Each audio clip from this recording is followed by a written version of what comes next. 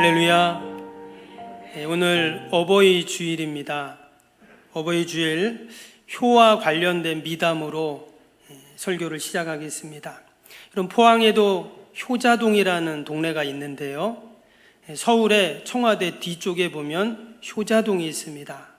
이 효자동이라는 그 이름의 유래가 있는데요, 옛날에 그 마을에 한 집에서 이제 할아버지와 손주가 같이 밤에 잠을 잤습니다. 할아버지 손주 얼마나 귀엽습니까? 근데 밤에 잠을 잤는데 아침에 며느리가 이제 인사를 하려고 방에 들어가 봤더니 글쎄 이 어린애가 이불에 깔려 죽은 거예요. 그래서 깜짝 놀래가지고 어떻게 할까 하다가, 만약에 이 시아버지가 알면 얼마나 마음이 아프겠어요? 그래서 아이를 등에 업고 남편에게 달려갑니다. 그래서 남편한테 이 얘기를 했더니 이 남편이 이 어린아이에 그냥 뺨따귀를 그냥 내리쳤다는 거예요. 아니, 할아버지, 손주가 할아버지 마음을 이렇게 아프게 하고, 이런 불효가 어디 있냐고. 그랬더니 그 죽은 아기가 살아났답니다. 알고 봤더니 애가 기절을 한 거예요. 이 소문이 퍼지면서 그 마을이 효자동이 됐다는 그런 이야기가 있습니다. 여러분, 오늘이 어버이 주일인데요, 1년 52주 다 너무나 많은 하나님의 은혜를 주시지만 오늘은 특별한 은혜가 있죠. 때로는 하나님이 눈물을 주실 때도 있고, 또 감동을 주실 때도 있고, 또 하나님이 잔잔한 평안을 주실 때도 있고, 또 감사가 넘치는 주도 있는데, 오늘은 특별히 우리의 육신의 부모님, 어머님들에 대한 생각 때문에 우리에게 더욱더 은혜가 되는 그러한 주일입니다. 사실 우리가 바쁘게 살다 보면 부모님을 잊고 살 때가 또 많습니다. 또 우리 연세가 많은 어르신들은 이미 부모님이 다 이제 안 계시기 때문에 또 부모님에 대한 생각이 점점 희미해지죠. 또 내가 자녀들 키우고 돌보니까 또 그런 시간들이 점점 줄어드는 것이 사실입니다. 그러나 여러분, 부모님의 사랑을 우리는 영원히 잊을 수가 없죠. 아무리 우리가 자랑을 하고 또 자랑을 해도 흉이 되지 않고 신뢰가 되지 않는 것이 바로 우리의 부모님이십니다. 성경에도 보면 이 부모님 사랑, 부모님 공경에 대한 말씀들이 많이 나옵니다. 우리 기독교의 대표적인 계명인 십계명에 보면 제5계명이 뭡니까? 내 부모를 공경하라 하는 계명입니다. 그래서 우리 기독교를 가르쳐서 효의 종교다 이렇게도 말을 하죠. 초창기 한국교회가 시작이 될 때 제사 문제 때문에 기독교는 부모도 모르고 효도 없다, 이런 오해를 받기도 했습니다. 그러나 그것은 종교에 대한 부분이지 부모님에 대한 효에 대한 부분이 아니었죠.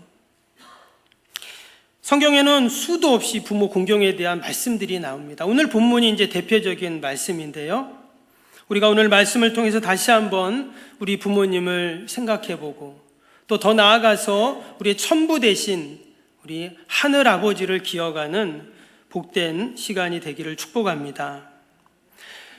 여러분, 이 세상의 모든 부모님들은 우리 자녀들에게 어떤 말을 하고 싶을까요? 아마도 너는 내가 세상에서 제일 사랑하는 애야, 이렇게 아마 말을 하고 싶을 겁니다. 여러분, 그렇다면 하늘에 계신 우리의 천부 하나님은 하나님의 자녀인 우리들에게 뭐라고 하고 싶을까요? 이사야 49장 16절에 보면 이런 말씀이 나옵니다. 내가 너를 내 손바닥에 새겼고 너의 성벽이 항상 내 앞에 있나니. 여기에 보면 하나님께서 우리의 이름 석자를 손바닥에 기록했다 이렇게 말씀하지 않고 새겼다 이렇게 말합니다. 마치 돌이나 나무에 조각칼로 새겨 넣듯 하나님의 손바닥에 우리의 이름을 새겨놨다는 거예요. 왜? 잊지 않으려고. 여러분, 이것이 바로 우리를 향하신 하나님의 사랑인 줄로 믿습니다. 그럼 우리 부모님들은 어떨까요? 여러분, 우리 부모님들도 손바닥뿐만 아니라 우리의 가슴 한복판에 자식들의 이름을 새겨놓고 그 얼굴을 새겨놓습니다. 왜냐? 내 생명을 다해서 이 자녀를 낳고 키웠기 때문입니다. 생명과도 같은 존재, 너무나 귀한 존재가 바로 우리의 자녀들이죠. 여러분, 부모는 자식을 어떻게 사랑합니까? 우리의 부모들은 자녀들이 잘 되기만을 바라죠. 우리 부모님들 맞죠? 예, 응답이 없어요. 여러분, 자식을 위해서라면 어떻습니까? 부모는 체면도 버리고 모든 힘든 것도 아랑곳하지 않습니다. 그래서 우리가 부모님의 사랑을 이야기할 때 하늘보다 높고 바다보다 깊다, 이런 말을 해요. 왜? 그 사랑을 우리가 다 측량할 수가 없기 때문입니다. 마태복음 15장에 보면 병에 걸린, 귀신 들린 그 딸을 고치고자 하는 한 어머니가 나옵니다. 딸이 늘 그 귀신 들려 또 병으로 고통당하는 그 모습을 보면서 너무 안타까워서 이 병원 저 병원 좋은 약이라고는 다 그렇게 먹어보고 온갖 방법을 다 해보지만 딸은 나아질 기미가 보이지 않습니다. 그러던 중에 예수님에 대한 이야기를 듣게 되죠. 그래서 그 어머니는 예수님에게 나아가게 됩니다. 그럼 예수님 앞에 무릎을 꿇고 그래요. 예수님, 제 딸을 좀 고쳐주세요. 귀신 들려 저렇게 고통당하고 있는데 좀 고쳐주세요. 그렇게 하소연을 합니다. 딸을 고치기 위한 어미의 그 간절함이 예수님께 전달이 되죠. 그런데 희한하게 예수님은 뭐라고 하셨습니까? 자녀의 떡을 개들에게 줌이 마땅하지 않다, 이런 말씀을 했어요. 마치 그 여인을 개 취급하듯 그렇게 매몰찬 이야기를 하십니다. 여러분, 요즘 같았으면 별꼴이야, 내가 별소리를 다 듣네 하면서 가버렸을 것입니다. 근데 이 어머니는 어떻게 합니까? 하나님의 또 다른 계획과 뜻이 그 안에 분명히 있었죠. 그 여인을 향한, 어머니를 향한 하나님의 시험, 믿음의 시험이 분명히 있었습니다. 근데 여인은 그것을 사실 잘 몰라요. 그럼에도 불구하고 이 어머니는 뭐라고 합니까? 주님 맞습니다. 그러나 개들도 그 주인의 상에서 떨어지는 부스러기를 먹지 않습니까? 저에게도 그러한 부스러기 은혜라도 좀 있으면 주십시오. 예수님은 그 말에 예수님도 손을 들어버리세요. 딸이 병을 고칠 수만 있다면, 딸이 행복해질 수만 있다면 자신의 체면 따위는 아무런 문제가 되지 않았습니다. 어떤 수모를, 어떤 멸시를 받아도 참아내고 또 참아내는 것이 어머니의 사랑이죠. 결국 그 자식을 향한 어미의 희생과 사랑이 여러분 딸을 고치는 그 은혜와 역사가 있었는 줄로 믿습니다. 그 딸은 지금 귀신 들려 앞뒤 분간을 못합니다. 딸에게 무슨 믿음이 있었는지, 무슨 수고와 공로가 있었는지 아무런 이야기가 없어요. 오직 하나, 그 어머니의 간절한 하나님을 향한 기도와 믿음과 신앙을 통해 여러분 그런 역사가 일어났어요. 여러분, 우리 부모는 하나님께서 지난주 말씀드린 것처럼 하나님께서 우리의 자녀들을 우리에게 선물로 주셨고, 또한 우리에게 기업이라는 말 속에는 숙제라는 말이 있어요. 우리가 하나님 앞에서는 그날까지 우리 자식들을 위해서 우리가 더 믿음으로 잘 양육해야 할 줄로 믿습니다. 여러분, 세상에서 진정으로 내가 잘 되기를, 내 앞날이 잘 되기를 원하는 사람은 우리의 선생님도 친구들도 아닙니다. 오직 부모님 뿐이에요. 내가 성공하는 것 진심으로 기뻐해주고 즐거워해줄 사람, 우리 부모님밖에 없어요. 이웃도 친구도 형제도 아닙니다. 오직 우리의 부모님이세요. 그래서 우리는 늘 부모님을 생각할 때 감사하고 또한 감사해야 할 줄로 믿습니다. 우리 이 시간 옆에 있는 분이 우리의 부모님이다 생각하고, 이미 천국 가신 분도 계시지만 그래도 다시 한번 부모님 생각하면서 우리 한번 같이 감사합니다 한번 얘기할까요? 어머니 아버지 감사합니다 한번 얘기해 주세요.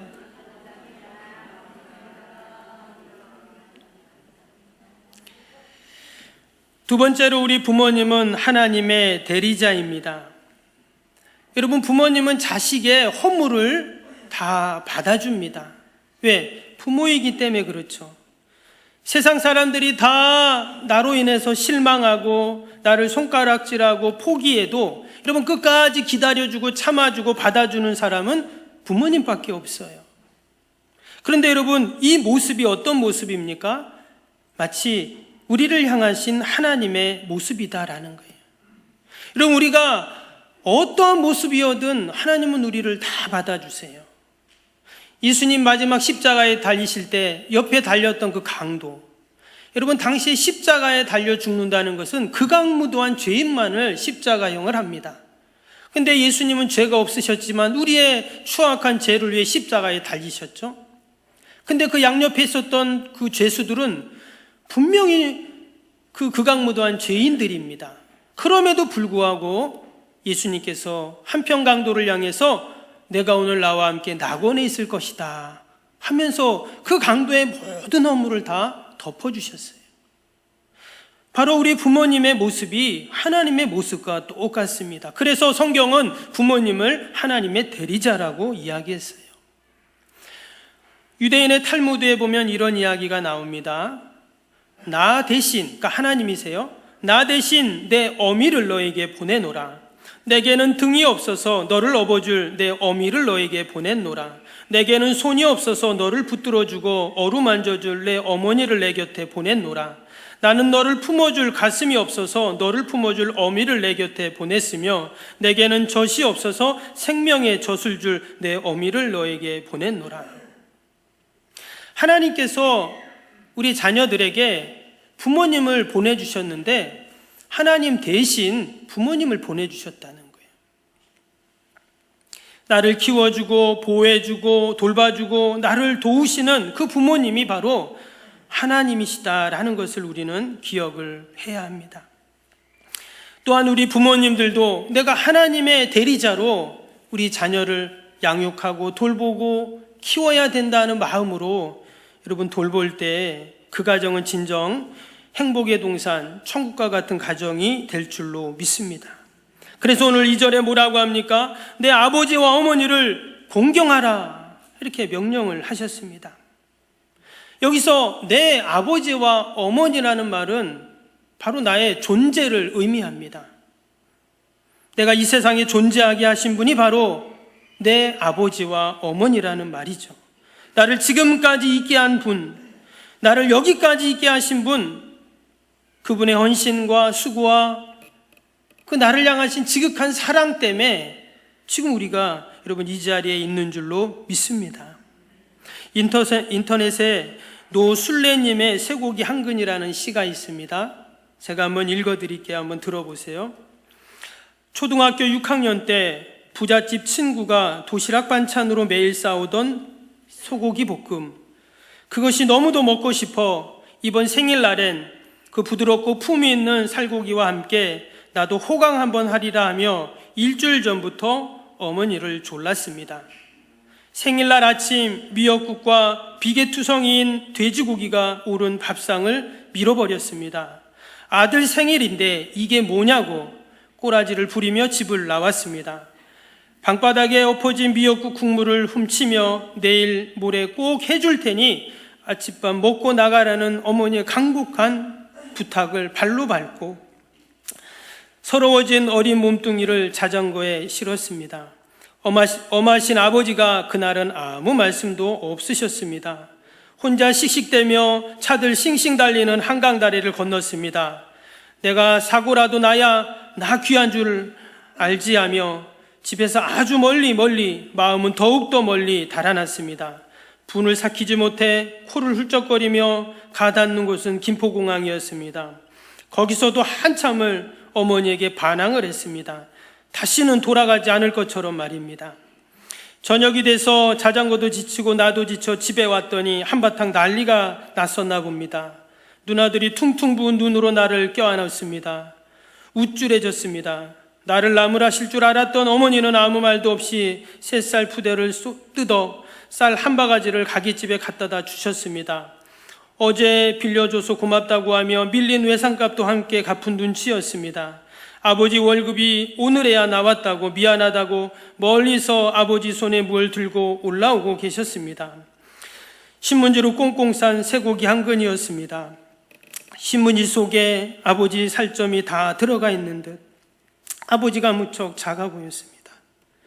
그때 쇠고기 한 근이 얼마나 무거웠는지, 왜 그때 아버지가 작고 가벼웠는지 38의 생일에야 비로소 알 것 같습니다. 철없는 아들이 나이 먹어서 자기도 어른이 돼 보니 부모의 마음을 헤아렸다는 그러한 시입니다. 여러분, 아낌없이 자신의 뼈와 살을 깎아서 자식에게 먹이는 부모님이 바로 하나님이 우리에게 보내주신, 여러분, 하나님의 대리자인 줄로 믿습니다. 저는 사실 어버이 주일만 되면 좀 오늘은 다른 분이 좀 설교를 했으면 하는 마음이 매년 있습니다. 부모 공경에 대한 설교를 하면서 저부터도 부모님께 효를 다하지 못하는데 성도들과 이 말씀을 나눈다는 것이 사실 너무나 부끄럽고 죄송합니다. 그러나 우리가 다시 한번 우리의 부족함을 생각하면서 우리를 위해 일평생 우리를 돌보시고 키워주신 부모님께 감사하는 귀한 시간들이 꼭 되실 수 있기를 축복합니다. 이런 자식들을 위해 온갖 희생과 사랑으로 살아오신 우리 부모님에게 하나님은 이렇게 하라고 말씀하십니다. 2절을 다시 보면 내 아버지와 어머니를 공경하라. 이것은 약속이 있는 첫 계명이니 그랬어요. 많은 계명이 있는데 수십 가지, 아니 수백 가지, 수천 가지의 계명이 있는데 첫 번째 계명이라고 그렇게 말씀하셨어요. 왜? 중요하니까. 공경이라는 말은 타마라는 단어로 되어 있습니다. 근데 이 신약은 헬라어로 되어 있는데 여러분 히브리어, 구약은 히브리어죠. 이 타마라는 단어가 히브리어로는 카베트라는 단어입니다. 이 뜻은 무겁다라는 뜻이 있어요. 또 존중하다라는 뜻이 있습니다. 그래서 부모님을 공경하라는 말에 왜 이 무거운 단어를 썼는가? 그 말은 부모님을 그렇게 존중히 여기라는 그러한 의미인 것입니다. 물론 오늘의 시대에 우리가 효자 노릇하는 것이 얼마나 어려운지 모릅니다. 여러분, 자식들 얼마나 바빠요? 살기 얼마나 힘듭니까? 우리 부모님 세대들도 힘든 시대를 살아오셨지만 지금도 그때 못지 않습니다. 좋은 차를 타고 좋은 집에 살고 먹는 것 고민 안 하지만 그러나 또 삶 속에서 허리가 휘어지도록 그렇게 아이들은 공부해야 되고 우리 젊은 사람들은 일을 해야 되는 것이 바로 지금의 시대입니다. 그럼에도 불구하고 하나님께서는 우리에게 첫 번째 계명으로 내 아버지와 어머니를 공경하라고 말씀하십니다. 왜냐? 이것이 바로 하나님이 기뻐하시는 것이기 때문입니다. 골로새서 3장 20절 말씀해 보니까 자녀들아 모든 일에 부모에게 순종하라. 이는 주 안에서 기쁘게 하는 것이니라 그랬어요. 이것이 하나님을 기쁘시게 하는 일이다 그랬어요. 여러분, 우리 성도들의 신앙의 마지막 목표는 하나님을 기쁘시게 하는 거예요. 여러분, 저희 교회 비전, 저희 교회 표어가 뭡니까? 하나님을 기쁘시게 하는 교회. 그래서 저희 교회에 요양원이 있고 이전에 양로원이 있었던 거예요. 왜? 하나님을 기쁘시게 하는 것이 바로 우리 어르신을 섬기고 돌보는 것이기 때문이죠. 유치원 아이가 집에 와가지고요, 교회에서 선생님이 10계명을 외우라고 했는데 10계명을 외우다가 이 5계명을 외울 때 내 부모를 공경하라 이 말씀이잖아요. 근데 이 아이가, 유치원 아이가 외우는데 내 부모를 공격하라, 내 부모를 공격하라 이렇게 외우는 거예요. 그래서 야, 공격하라가 아니라 공경하라잖아 그랬더니 아이가 아이 아빠 그러면 공경하라고 공격하라고 뭐가 차이야? 그랬더니 공경하는 거는 부모님 말씀 잘 듣는 거고 공격하는 거는 부모님 말 안 듣는 거지. 그랬더니 아이가 뭐라고 했는 줄 알아요? 그러면 왜 아빠는 할아버지한테 공격해요? 이랬다는 거예요. 여러분, 애들이 다 보고 있다는 거예요. 오늘 3절에 뭐라고 했습니까? 이로써, 그러니까 부모님 공경할 때 이로써 내가 잘 되고 땅에서 장수하리라 그랬어요. 우리가 다 잘 되기를 원하는데, 다 이 땅에서 건강하고 오래 살기를 원하는데 하나님의 방법을 가르쳐 주셨어요. 근데 이 방법은 놔두고 세상 방법 아무리 찾아도 잘 안 됩니다. 건강하게 행복하게 오래 못 살아요. 말씀대로 하면 그대로 됩니다. 우리가 부모님 공경하면 내가 잘 되고 땅에서 장수한다고 분명히 약속해 주셨습니다. 우리가 이 약속의 말씀을 꼭 붙잡고 저와 여러분이 이 땅에서 다 잘 되고 여러분 장수하는 복을 다 받아 누릴 수 있기 축복합니다. 우리가 육신의 부모님도 이렇게 공경하지만 이런 영적인 아버지 천부 하나님도 우리가 어떻게 해야 됩니까? 당연히 공경해야 합니다. 그래서 늘 하나님이 기뻐하시는 일을 우리가 해야 되는 것이죠. 여러분, 이 땅에서 가장 부모님을 잘 공경했던 분이 계십니다. 예수님이세요. 예수님은 십자가에 달리시면서 마지막 숨이 끊어지는 순간까지 육신의 부모였던 어머니 마리아를 제자에게 부탁하죠.